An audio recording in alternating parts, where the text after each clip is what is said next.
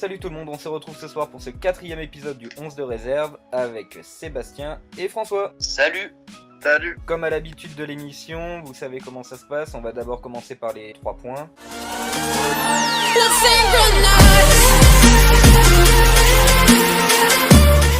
Donc Seb, ton coup de cœur là de la semaine? Alors moi mon coup de cœur de la semaine, j'aimerais parler de Lucas Moura, l'attaquant de Tottenham qui a marqué 2 buts contre une équipe de Manchester United qui déçoit encore une fois. J'étais assez sceptique quand il avait quitté le PSG, qu'il avait signé à Tottenham sur son temps de jeu, ou s'il réussirait là-bas, comme au PSG il n'avait pas beaucoup joué et qu'il avait été un peu décevant.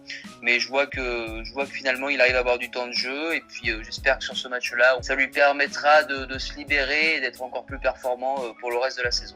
Alors mon coup de cœur, moi c'est lui qui fait un très très bon début de saison 2018, et ensuite j'attends de confirmation parce que l'année passée c'était très compliqué. Lille est quand même en 3 matchs 2 victoires et 1 nul, dont la dernière victoire est un 3-0 contre Guingamp. Du coup, votre coup de gueule les gars? Alors moi mon coup de gueule c'est contre le gardien de Nice, Cardinal. Depuis le début de la saison il est fautif sur quasiment tous les buts qu'ils ont encaissé, et là contre Dijon sur les 4 buts il est fautif. Je pense que l'année dernière s'il a pas joué c'est qu'il y avait une bonne raison, c'est qu'il n'était pas bon. Je ne comprends pas que les dirigeants niçois maintiennent leur confiance en lui alors qu'il y a des gardiens sur le marché qui pourraient très bien faire l'affaire. Je pense à Trapp au PSG qui risque de ne pas jouer, donc éventuellement il pourrait être prêté, il ne pourrait faire que du bien, ou éventuellement aussi l'ancien gardien de Lille Enyama qui ne joue toujours pas au LOSC, et en tout cas le Nice a vraiment besoin d'un gardien cette saison. Moi je vais revenir sur ce qu'a dit Seb, c'est aussi mon coup de gueule. Comment dire, c'est très compliqué. Ça fait plusieurs saisons qu'ils pourront pas forcément aller de l'avant. Je remplace à Nice, que je trouve pas ça normal. Après, m'a dit Seb, il y a de très très bons gardiens sur le marché. Après, je penserais pas forcément à Kevin Trapp, parce que doit avoir un salaire que Nice ne lui donnerait pas.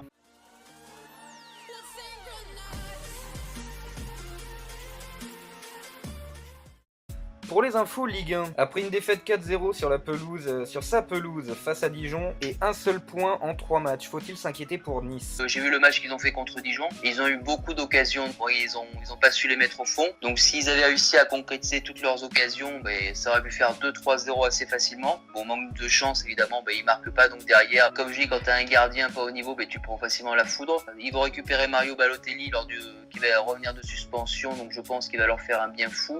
Et je pense qu'ils arrivent à corriger leur manque d'efficacité devant. Je pense qu'après la défense devrait suivre. Voilà, il faut juste qu'ils se créent les occasions. Donc je suis pas forcément inquiet. Il faut juste qu'ils trouvent l'ouverture, voilà, qu'ils arrivent à marquer. Et je pense qu'après ils pourront lancer leur saison de bonne manière. Quant à moi, je vois un Nice très très fébrile cette saison avec Cardinal. On en revient au sujet d'avant. Après c'est le football. Il faut avoir un plan de réussite, et là Nice ne l'a pas. Non.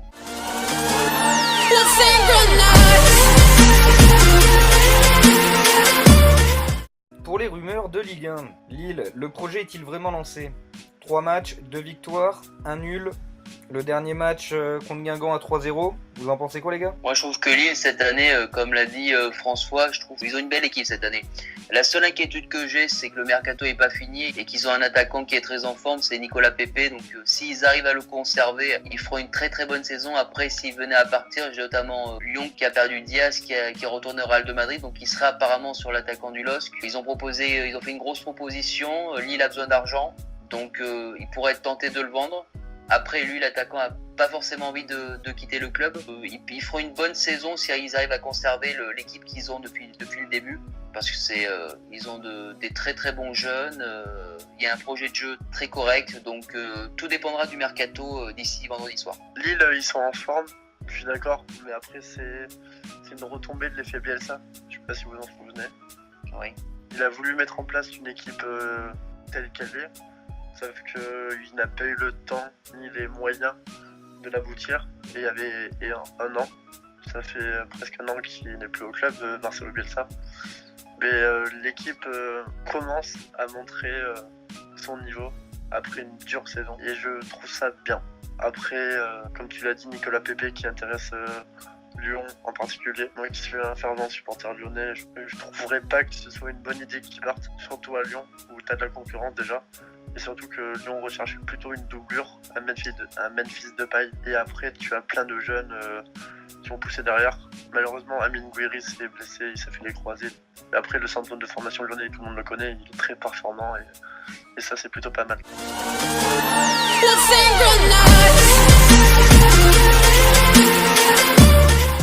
Et concernant du coup le foot euro, le gros plan, le Napoli peut-il concurrencer la Juve cette saison en Serie A ? C'est compliqué quand même la Juventus et il reste sur plusieurs scudetto d'affilée. Après je pense que Naples, oui, c'est l'équipe la mieux armée pour essayer de renverser la Juve et de leur piquer le titre. Après ils ont un nouvel entraîneur, Ancelotti. Ils ont réussi à peu près à conserver le même effectif que la saison dernière. Après pour ce qui est du reste, l'Inter de Milan c'est faible, le Milan AC j'attends de voir. Et après l'AS Roma, ils ont concédé un nul à domicile contre l'Atalanta. Donc oui, je pense que Naples c'est l'équipe la plus armée pour titiller la Juve. Je pense pas que le Napoli puisse rivaliser avec la Juve. La Juve est indéboulonnable, c'est pas possible. La Juve c'est très très fort. En plus là il y a Ronaldo qui est arrivé, ils ont conservé une bonne ossature. Dybala s'il retrouve son niveau, c'est du très très beau jeu. Ouais, je pense oui. Après Ronaldo, s'il commence à débloquer son compteur but, oui, ce sera compliqué. On passe au prono, les gars ?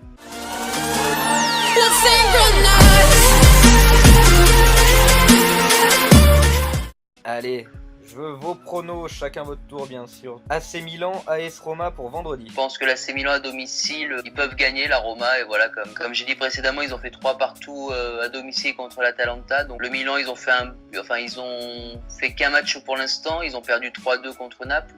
Mais là, ils vont recevoir, donc je vois une victoire du Milan. Ouais, un match nul ou une courte victoire par un but d'écart. Rennes-Bordeaux, dimanche. Je pense que Rennes a fait un bon match à Marseille et en jouant sur l'état de fatigue de Bordeaux, je vois une victoire de Rennes. Moi, je dirais tout dépend de la qualification ou pas de Bordeaux. Si Bordeaux se qualifie, ils vont être dans l'euphorie. Et ensuite, pour moi, ils iront faire un résultat à Rennes. Du coup, moi, je verrais plus une victoire de Bordeaux ou un match nul si jamais Bordeaux se qualifie en Europa League. Sinon, je vois une victoire de Rennes. Et donc pour Monaco-Marseille, les gars.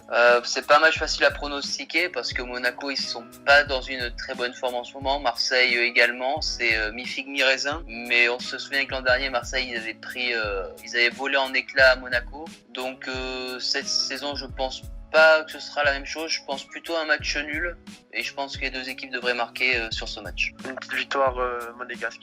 Voilà, mais pour enfin lancé par saison, qui est timidement lancé. Donc je verrai une victoire de Monaco. Seb, t'es prêt à réaffronter François dans le quiz infernal ? Ah bah y a pas de souci, bien sûr. Hein. Ok, très bien, alors on attaque sur le quiz.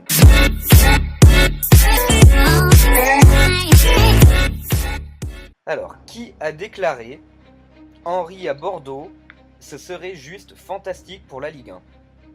Alors, c'est qui a pu dire ça ? Je dirais peut-être Didier Deschamps, mais sans certitude. Alors, je vais vous donner un indice. Il est belge. Eden Hazard ? Oui, attends. Non, C'est pas Eden Hazard ? raté. Toujours pas ? Meunier, Thomas Meunier alors. Oui, c'est exact. Ah. Le deuxième. Quelle sera la particularité du premier match de l'OL à domicile, en Ligue des Champions ? Ils joueront à huis clos. C'est ça. Plus avec un sursis décidé par l'UEFA suite aux incidents Lyon-CSKA Moscou. Enfin, je trouve quand même juste dommage qu'il y a certains stades où il y a des cris racistes et où bien souvent il n'y a pas de sanctions et que là par contre pour deux fumigènes les Lyonnais soient sanctionnés. Je trouve que c'est un peu dommage quand même. C'est pas très logique. Ça on est d'accord, ouais. Pour moi c'est une honte. Parce que des incidents t'en vois partout et là pour 4 fumigènes, ouais, il faut un match à huis clos. Imagine c'est une grande affiche, enfin, ça va être totalement nul à regarder comme match. Et je sais. Moi je suis déçu de cette décision. Francfort a battu Fribourg 2-0 ce week-end en Allemagne. Nicolas Müller a mis le premier but. Quel Français a mis le second ? Oula. Ah.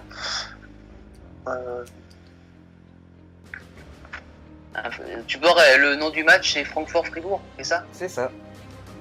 Ah ouais, alors là, Il s'est fait connaître aux Pays-Bas au FC Utrecht.